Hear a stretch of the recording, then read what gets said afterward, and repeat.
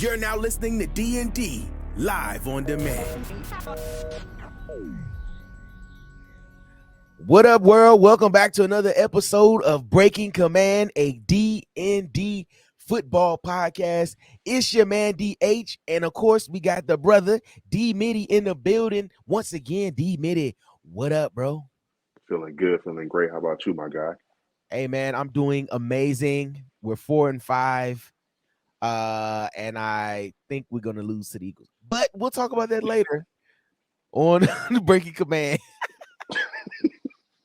Now we're gonna get into the Week 10 matchup between the Commanders and the Eagles on Monday night. Also talk about the recent thoughts on the Dan Snyder investigation that came out through the AG of the District of Columbia, and get into just what happened last week, the loss to the Vikings, and what we need to do this week to get a dub against the Eagles. So for all that and more, make sure you stay locked in. Do us a favor. Make sure you go like, subscribe, share with a friend.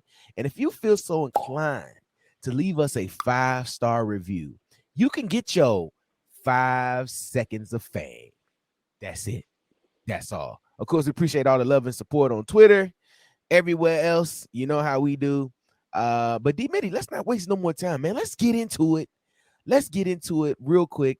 And let's discuss last week's loss to the Vikings in a heartbreaking fashion where the Commanders lose 20-17. D-Mitty, give me your initial thoughts on that loss to the Vikings. I was upset that it was a game where we beat ourselves being up 10 points in the third quarter and going in the half the way that we did. It was one of those games where you felt like, even though it was one of those games where you felt like, oh, now we have the lead, we can potentially win it. Then the mistakes happened, the bad clock management, and it was a horrible way to lose. A loss is a loss, and a win is a win, but a horrible way to lose, man. I feel like we had plenty of opportunities to play better ball, and we just didn't. We relied on a 50-50 quarterback who previous weeks have gotten lucky, and we even got lucky in this game. Pretty much. But we couldn't find any points on offense. Without the long bomb to Curtis Samuel over 3 guys with a referee setting a pick for us. I mean, Taylor Heineke would have had under 100 yards passing. I think what you can see now, kind of with the offense, is just whatever they're doing with whoever's at the helm, it's simply not good enough. And in this league, which is a passing league, which is a scoring league, where you still actually have a good chance of trying to make the playoffs, you have to score points. And if you can't score any points, it's going to be a long season for us. So, D-Mitty, as far as the points, man, with us not putting up enough points, what do you think can be done to kind of rectify that? Are there any changes that you see that need to be made? What is your analysis on the low point total for the Commanders? The offense has to find a way to run the ball more effectively with getting more than the 2 and 3 yards. And I know that's a lot to say, but I feel like they can. I watched Logan Paulson break down some game film, and it's just a few things they need to fix with helping in the run game, and which could lead to short and manageable third downs. And that's the way they can clean up on offense and be able to put up more points and just even hold the ball from the other team's offense, because going against this Eagles team, you don't want to let A.J. Brown and Jalen Hurts and Devontae Smith cook. And I mean, when you look at the film from the game, I mean, that's kind of the best way that you can play. And let's just call it what it is. The defense is playing out of its mind for the past few weeks with bending but not breaking, creating turnovers, forcing these offenses into some precarious situations and kind of capitalizing on them. And I mean, when you have your defense that's been playing this well over the most recent weeks, and your offense is just not helping them out, it's very troublesome. Because at the beginning of the season, it was kind of flip-flop, right? It was the offense was playing very well, and the defense wasn't doing good enough. And then the defense kind of flipped the switch, and guys started playing. I think Del Rio changed the scheme up a little bit. and Yeah. kind of allow guys to kind of play. This Cole Holcomb is making hella tackles when he's in there. Jamin Davis is flying to the ball. The DBs are attacking and causing The addition by intercept. subtraction with William Jackson Absolutely. and moving St. Juice outside, and St. Juice didn't have a stellar game, but he had a professional game. If I Mhm. could say, No, against absolutely. Justin Jefferson, following Justin Jefferson. Yeah, because you got to think, man, with a great receiver like that, you're gonna give up something. But it's just the goal is to not Yeah, give up that much. And he did a great job with not giving up a whole lot. And like I said, the defense has been bending, but they haven't been breaking. They haven't been giving up a whole lot of points. And they've been putting the onus back on the offense to kind of score something and do something with these stops. The defensive line has been playing ridiculously lights past out. weeks. And I mean, like I said, man, that's the one thing this franchise has done well is drafted defensive linemen. They're consistently good on the defensive line, and they're getting pressure every week, whether it's from the captain, John Allen, whether it's from Deron Payne, whether it's from Montez Sweat, Smith Williams, F.A. Obata. The list goes on and on. And then you got, Matt Ioannidis. yeah, when he was here previously, Tim Settle, when he was here, now you got Chase Young, hopefully coming back into the fold very soon. You'll see how that addition can really help the defensive line going forward. What do you think about that? I would love to see Chase come back and do what everybody in the football world says he needs to do for this defensive line is unlock Montez Sweat. And honestly, from what you just said, Deron Payne and John Allen really don't need to be unlocked.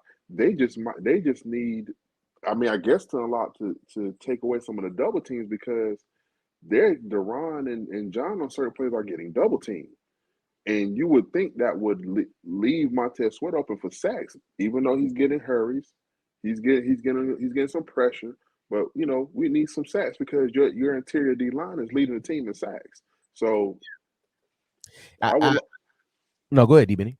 no, I was just gonna say I would love to see just Chase Young come back and add to some defensive end sacks. Yeah, I think Chase will come back and be a great compliment to this defense. Of course, when he comes back, I don't expect him to jump in and play 100% of the snaps. I really Right. feel like it'd be like maybe more or less 50% of the snaps, just trying to get him back in the mix. But when you have a freak athlete like that, that hopefully can come in and wreck the game like he did in year one, Mm-hmm.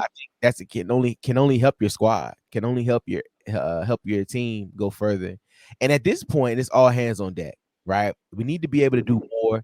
And I feel like if the offense can't score, the defense should take the mantle and say, like, look, bro, defenses come out and be like, look, we have to score this week. We have Can I? to score. Go ahead. Is it if if was a fifth? If the defense could score every game, we probably would win every game. If the defense could score in the Tennessee game, the Because these are one possession games that we've been losing recently. yeah, right. The especially this Minnesota game. If the defense would have got that pick six, that would have iced the game. The Tennessee game, and I mean, heck, maybe even in like the Dallas game, that maybe would have changed. The pendulum would have swung, into our favor. But you can't rely on that. Your defensive scoring is not something you need to rely on. But you know what? That 2000 Ravens defense, they pulled up to the parking lot knowing that they were going to have to carry the game. And they said, we'll carry the game, with guys like Ed Reed, Ray Lewis, you know what I'm saying? All the others great defensive players. They came up they like, look, this is our team. We know that we got to carry this team, and they're going to make some big stops. They're going to make some plays. They're going to get some turnovers. That's what they did. Um, Even when the offense couldn't do that. But they also Right. could ball with Jamal Lewis. So yeah, that And that was not to go deep into that wormhole, but that Ravens defense set a standard to their offense. You score three times, two touchdowns and a field goal to three touchdowns will win every game. And to be honest, look at the scores that we won by and we played against in Washington. If our team in these 17-point games that we've been averaging scored 21 to 24 points, we win. by 1 point or 4 points or even a touchdown. But I agree, man. It's like I feel like now, I think the defense is in a place where they can be like, look, man, we got to impose our will, bro. We got to go out here and do some things because if we want to continue to play in this season, we have to make some plays because the offense is just simply not doing it. 50-50 Taylor Heineke is not doing it, which is why I said on All Burgundy Go everything, I said this. What was the question? Can you repeat it? So if Heineke looks as bad as he did against the Vikings, I'm joking. Okay, because you're scared. Listen. Oh, damn. Listen. Okay. The Tar Heel is ready. He's Okay? ready. Yeah, that's what I'm talking about. The Tar Heel is ready. That's Listen what to I'm me. talking about. Listen to what I'm saying, man. Yeah, I'm with Losing you. effort, winning effort. 14 has had the playbook for 7 months. 14 has been through adversity. 14 was the day one starter at UNC, and he's my guy. So I'm putting it on his back. He's ready. He's ready to take this team to levels that we've never been before. The 5th round pick that should have been a 1st round pick if he came out a year sooner. Sam Howell is ready to go. And I'm going to tell you what, if it's in a losing effort, that's fine. He'll do the best he can with that time and be prepared to go for Houston because it's time for a change. Heineke is done. Howell for 2022. I love it. And see, so with that, bro, that's why I think it's time to go to Sam Howell, bro. I think it's time. As a squad. I mean, of course, not this week, and we'll get into why a little bit. But I don't think this week is the time to get him in there. But I think it's time for him to get in there and see what you have with him because the offense is moving pedestrian right now, and you need something new. What do you think about that? I said it a couple weeks ago that the best teacher is experience. And for Sam Howell, what best teacher for him to become an NFL quarterback is the experience of playing against a team like the Eagles or even playing last week against a Vikings defense that was hungry and showed that with Darius Smith jumping off sides and beating and catching that snap count and having I forget their cornerback's name that was he was there on every pass for the receivers he was playing and getting thrown against. He was a Rick, I think his last name was Smith. They had a defense that was challenging the offense, and what better way for Sam Howell to come in and get some experience? Like, hey man, maybe this game is not for me, or maybe this game is for me, type of situation. And I think so the narratives recently have been like he's not ready, or he's not prepared, or all this stuff. I'm like, bro, Kenny Pickett is playing when he's not hurt. Bailey Zappi is playing. Like a lot of other guys had to come in. There's no excuse. The only excuse was you went and got your starting quarterback who is a proven starter in this league, but he got hurt. Yeah. The goal that was the only reason. Everything else is excuses. The Commanders went in truly with the belief that Carson Wentz was going to play 17 games and they wouldn't have to get to this dilemma. But we're here now. He's hurt. He may have at least maybe 2 or 3 weeks before he can come back. So he didn't play. He didn't play Green Bay. No, he didn't play Indianapolis, Green Bay, Indianapolis, Green Bay, Minnesota. He ain't gonna play this week. Now Philly makes 4 because it's a 4 to 6 week thing, and the evaluation is going to start after the Philly game. So they were hoping that he didn't play. I mean, they were hoping that he would play all season, and you would have to make this decision. But now he's out, and then you see Taylor Heineke is not doing what you need him to do on offense. Granted, he's got lucky. He's gotten lucky the past couple of weeks. Okay, but he's not doing enough offensively to protect the football and give us points. So I think for me, not in this Philly game, but I could see if there's a situation where Taylor Heineke is just not getting it done in the first half, I would not be surprised if they try to Sam Howell out in the second half. I mean, I just wouldn't be surprised. Like if Taylor Heineke is, 8 for 22 with 50 yards passing, it's time, bro. It's time for Sam Howell, bro. Like I just think so. Like and then I also mentioned on the show, whereas Josh Allen was trash in his first year, a little bit of his second year, and they thought he was a bust.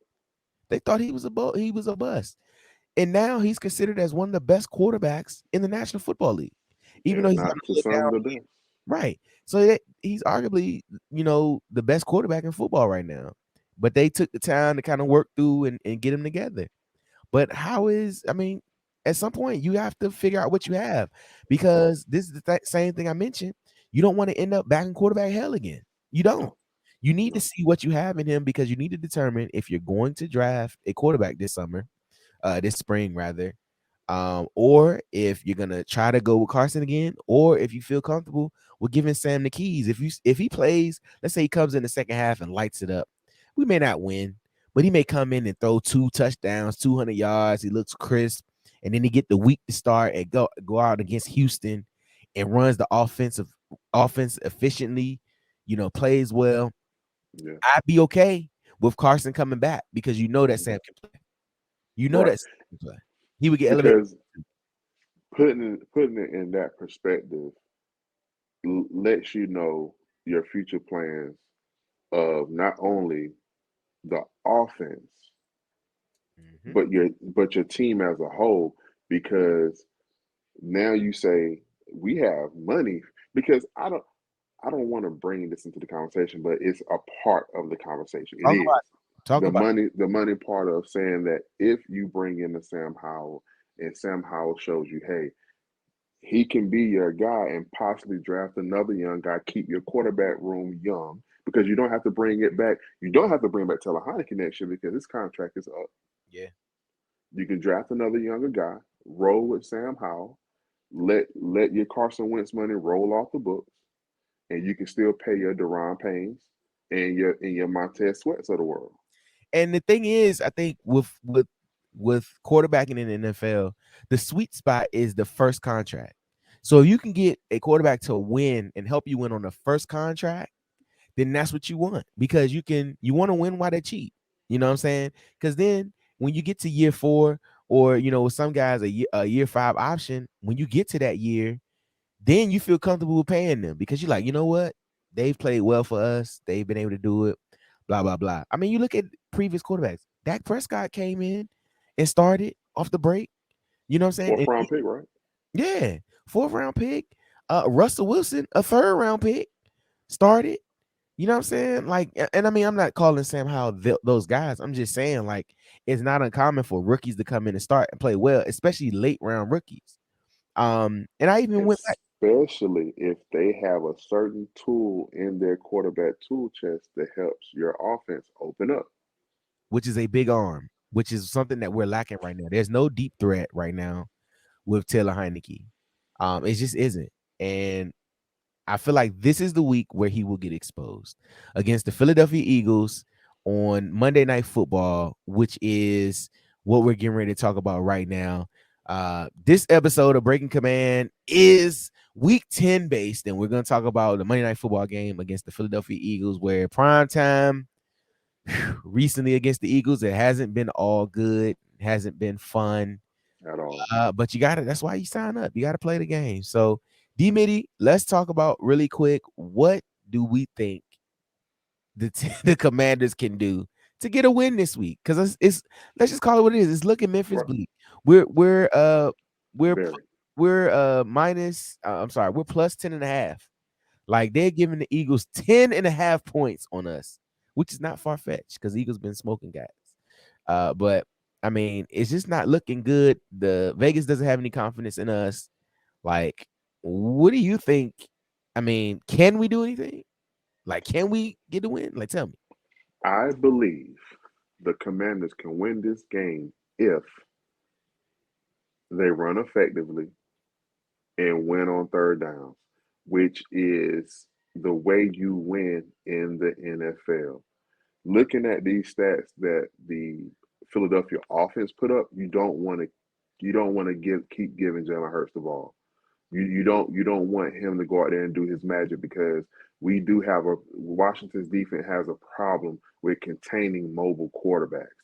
If any quarterback has any inkling of any kind of mobility to get out of the pocket when the play breaks down, they're going to eat up the clock. They're going to eat up the yardage and make a play.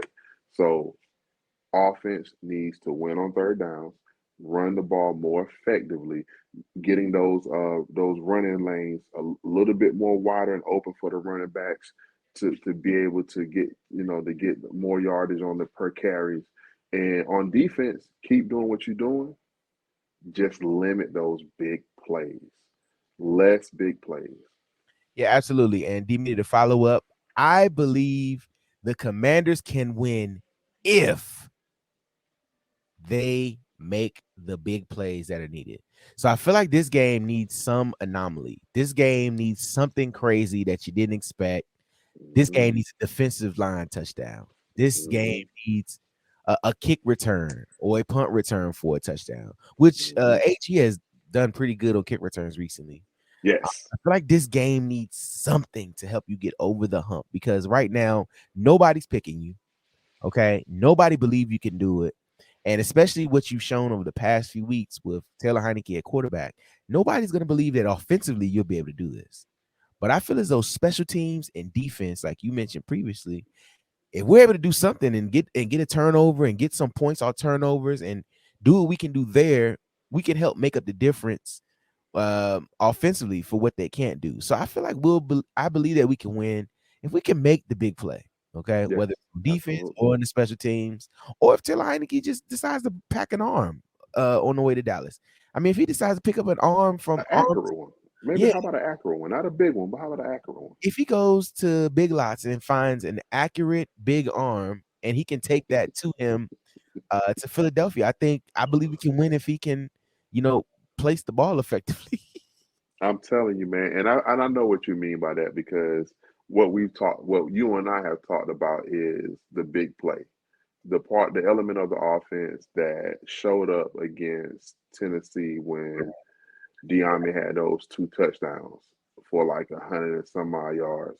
Yeah. When you have that ability to break the game open that way, you put the defense on their heels and maybe a run RPO play action, however you want to put it, gives your offense more of a chance to open up their playbook. And on the defensive side, I love what St. Juice has been doing these past couple of weeks. Shout out to Danny Johnson on his return and coming in and playing good ball. Not too many penalties or what have you. And the linebackers, I wouldn't say they have played solid, but the return of Bostic was kind of, I guess, critical last week with calling plays. I know Cam Kerr has had a green dot, given Cole Holcomb has been out. So those mixture of guys have seemed to be gelling and playing more cohesive on the back end and as a whole.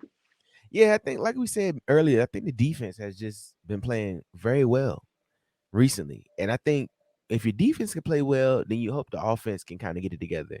And I mean, Taylor Heinicke threw for 149 yards last week.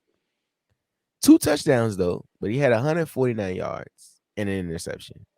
And it's just like the stats aren't bad, but you just look at some of the throws he makes. It's just not enough. The throw to Logan where he just sailed them, and it's just not a good look, man. I guess I'm just done seeing it. You know what I mean? I guess I'm done seeing it. And we're about 1 to 2 more wins away from being completely out of the picture. Even though mathematically we won't be done, we'll be completely out of the picture because Philly, the Giants, and Dallas has been playing so well. In a year where getting some of these close wins and not being under 500 right now would have helped you. I mean, they just got to find a way to get together. And it feels like this is turning into another year of looking forward to the offseason already. Point. And you hate being that way, but when you are a Commanders fan, around week 7 or between week 7 and week 9, for some reason you start looking at how can we win these last games to possibly make the playoffs as a wild card, or if not, start talking playoffs. But you know what, man? Ending the streak on a Monday night against the Eagles, like we did the Steelers a year or so ago when we were the Washington football team with Alex Smith at quarterback, and we come on, man, man. Like on a Tuesday or something? It was COVID, yeah, man. It was the height of COVID, and we went up to Heinz Field, man, and we did what we were supposed to do, man. Well, they did. That team did what they were supposed to do. Yeah, if they could suit up for one game and help us win this game, I'd like to see that. But they're not here, and it's all right. But I just think, just to your point, man, this would be a big locker room boost if they somehow beat Philly, especially with all the distractions that they've had this week. Just recently. I mean, there's always a distraction.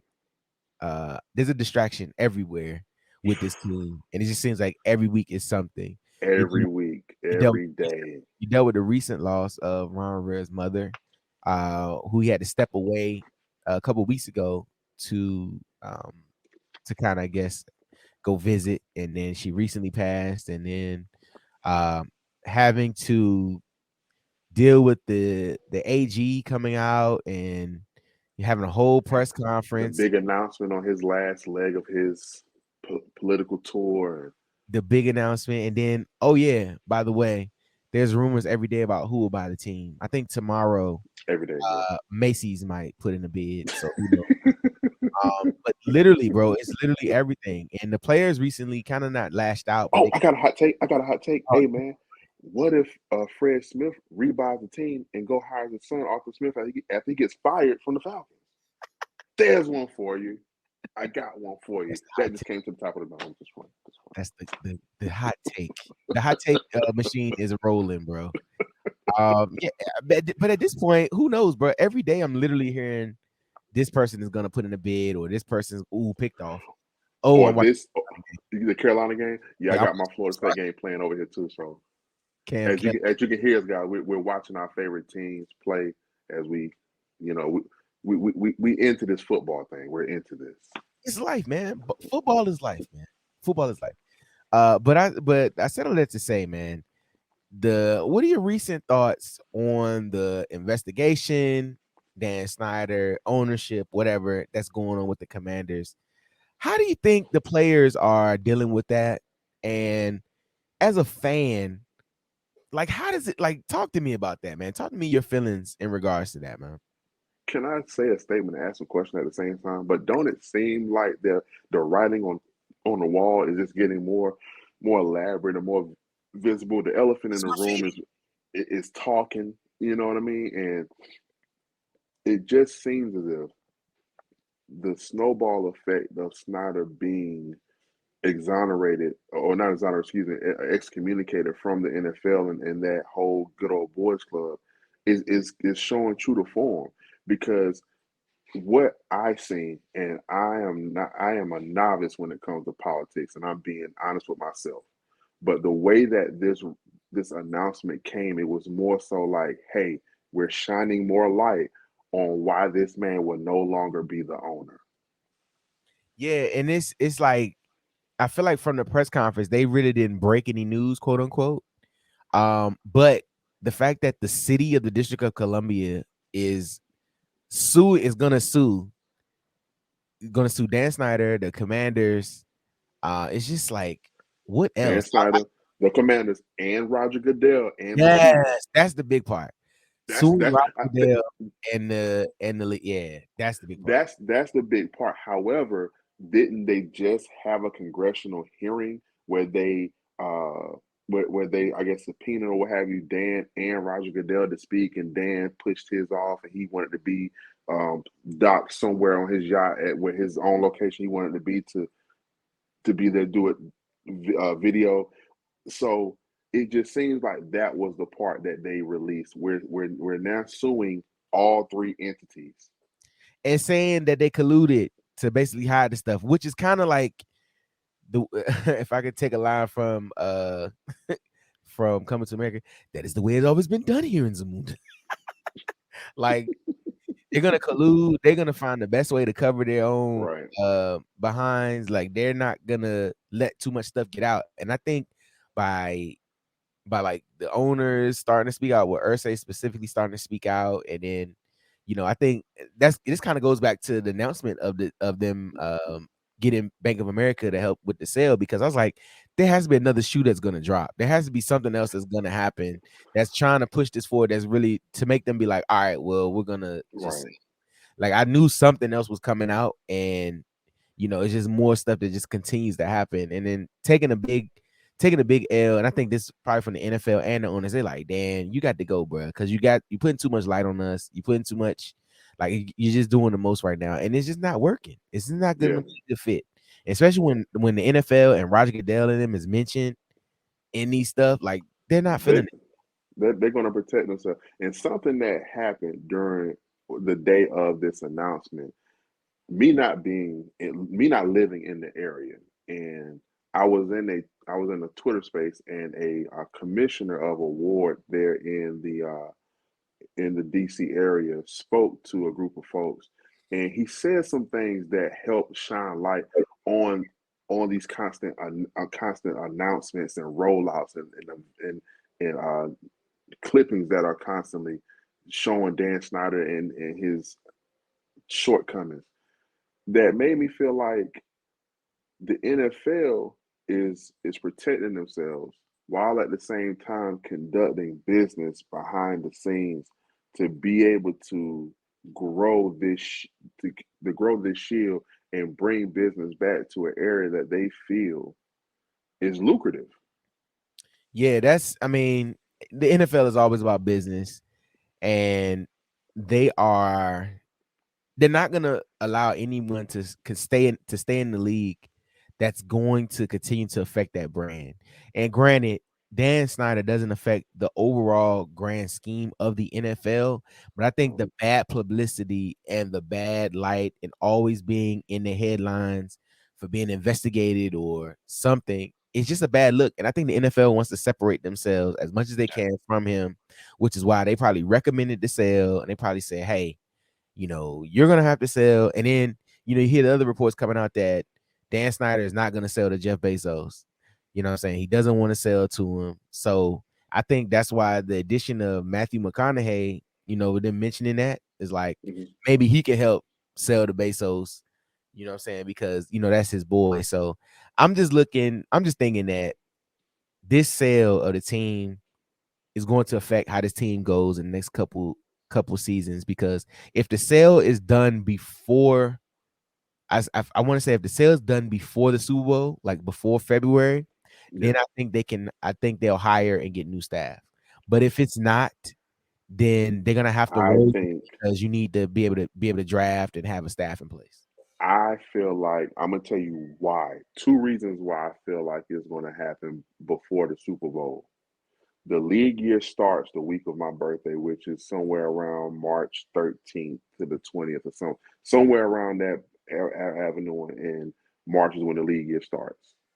1. 2, you don't want to take light off the Super Bowl. And the third, Washington normally sometimes make news around that time with the trade like they did with Alex Smith or something of that nature. So I think those are the three reasons why the sale is going to happen. If it's a big if we not making the playoffs. So the season will be over by late December, early January. Then you have that gap between January and the Super Bowl, where the sale from now until then, the discussions can be happening right now. The literature of the deal and all this stuff, the money and all, could be from now until January. Yeah, and I think if the sale is done sooner, then you can see an overhaul of the roster and the front office. But if it's not done, I think they'll keep Ron Rivera and them here for 1 year as a transitional period to kind of get it going again. But regardless of what happens, we're still gonna be here. It's still always gonna be Die Eagles Die, and we hope that we can give them the L this week. But before we do that, D-Mitty, I want to get into our favorite segment of the week. I want you to stretch and get ready for Let's Get Wild.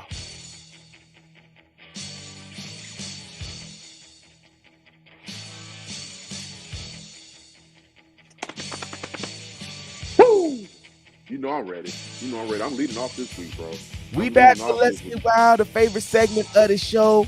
Make sure if you're listening and looking right now to turn up, get wild. D-Mitty, what you got? Hey, listen. I'm calling them out again. I'm calling them fat, bloated, greasy, bacon smelling O-linemen. I'm calling you out again this week. We need you.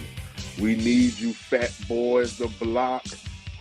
We need you fat boys to put your greasy sandwich hands on them D-linemen and push them back.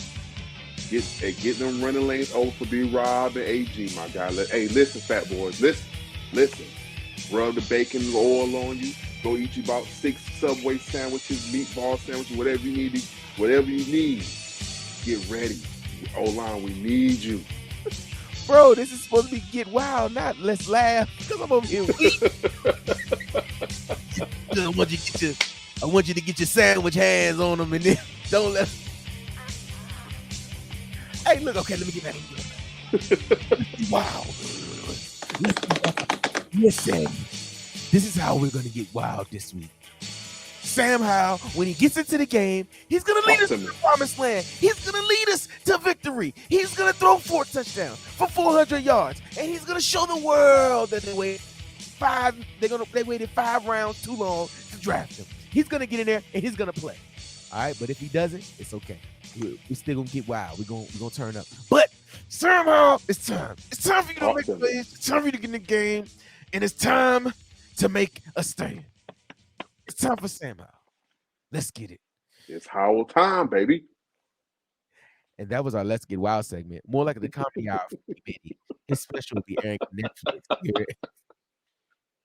Get your sausage hands, your sausage sandwich hands, right your in the fat shit. Bacon smelling.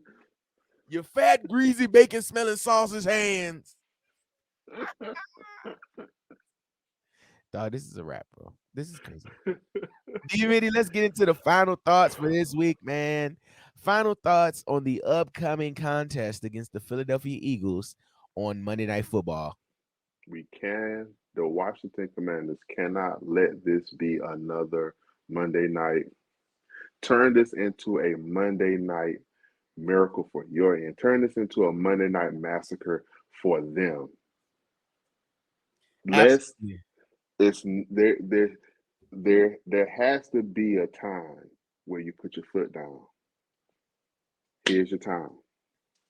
Listen, it's time for the Commanders to act like they want to win and act like they want to be in this league and act like they can play with these guys. Because let me tell you what, at the end of the day, your pride is on the table. You got smoked earlier against Philly this season. You either, look, it's Monday Night Football. You either show up, I'm about to go Doc style. You better show up and be able to bust a grape, okay? You can't be out here, you can't be out here not being a dog player, all right? You can't be out here. Come on, player. That's Doc. But no, but truly, man, they got to come out here and act like they upset, man. They got to play with the hair on fire and know that they can. Like they belong. Yes. And they can do it because Philly, granted, Philly is 8-0, right? But Philly has not. They're the most, and this is going to sound so homerism, but I'm just going to keep it a buck. They're the most uninspiring 8-0 team in the league. Like, nothing they're doing is out of the ordinary. I think they're just winning the games. Like, they're not out here smoking people 50-0. Like, I do think they have a 1 high total game, but they're not out here doing like ridiculous type numbers. Like, they're beatable. Look at the Texans game. They started off slow. The Texans had a chance to put their foot down and put their foot on the neck and close that game out, but they didn't. The game that Washington lost in week 3, Washington beat themselves. The score was 24-8. Those 24 points wasn't like they put up those 24 points. I think all the points was in the first half, weren't they? I believe so. Yeah. I believe so. So that was a game where Washington beat themselves. And that's a lot of games Washington has lost these. Is you have the talent, but you're beating yourself with bad decisions by coaches and players on the field, and you lose. Can't do it. And like you said, and looking at Philly, like, to be perfectly honest, man, and I was looking at some of the numbers in regards to Jalen Hurts and his completion percentage against us and certain teams. You put Jalen Hurts in a position where he's forced to be like a traditional quarterback with these DBs with Washington. You can win. And I'm not saying St. Juice and Kendall Fuller, Danny Johnson, those guys are world beats. But what I am saying is this: playing behind that defensive line that they're playing against, and they keep Jalen Hurts in a isolated pocket, you can win. He's not Joe Montana. He's not Tom Brady. He's not Dan Marino. Sure can't, bro. He might be Michael Vick though, and Randall Cunningham. Maybe scramble, but I feel like but Vic was accurate though. He was Vic, bro. Vic of the wrist, dog. That joint, bro. He had the flick of the wrist, and that ball would be in Jersey, dog. He would throw that ball from Philly to Jersey, dog, like it's nothing. Flat-footed, back foot, some more money. But that's here nor there. Final thoughts for me, man. The Commanders can win. They just have to, like you said, act like they belong and play football. You know what I'm saying? Play with some heart and make some of these plays and value the football. And I feel like if they do it, the game will at least be respectable. I don't see us winning. I hope I'm wrong. But I feel like if we play hard enough, we play, physical enough, we could do something. It could be a close. Let me ask some questions. Final thoughts. I ain't gonna hold you too much longer, my brother. Who needs to be your offensive MVP outside of Scarence Terrence for this team to win? Hey, I feel like Antonio Gibson in the running game. If Antonio Gibson plays with his hair on fire, let's get him 100 yards. Let's get him a touchdown. Let's let him control the clock and keep the ball out of Taylor Heinicke's hand. Make him have to make limited passes. I think he can be our player of the game, and he can win the game for us. But we have to do it, and we have to make a conscious effort to run the football. If we make the effort to run the football, then we'll get the results of running the football. But we have to continue to force the issue and run the football. But I think for me, Antonio Gibson needs to be the guy. I'm with it. Like I said, that basically goes to my keys of the game, the run game. And look, man, I feel like we can do it. But regardless, if we do or we don't, we'll be back for another episode of Breaking Command, a D&D football podcast. Of course, this is the Week 10 edition versus the Eagles. Make sure you check out every previous episode right here on the YouTube page. Of course, make sure you like, subscribe, share with a friend, and also share on Twitter too, man, because they follow us on Twitter. Hopefully, we get verified without having to pay for it. No, I'm joking. There you go. There you go. But listen, man, we appreciate you. We hope the Commanders get a dub this week. And if all else fails, just enjoy the game. Let's hope we don't have to go to sleep early. But if all else fails, just enjoy the game. But for D-Mitty, it's your man DH, and we offer peace and love to y'all. And we'll see you next week on another episode of Breaking Command, a D&D football podcast. Hail to the Commanders. Peace.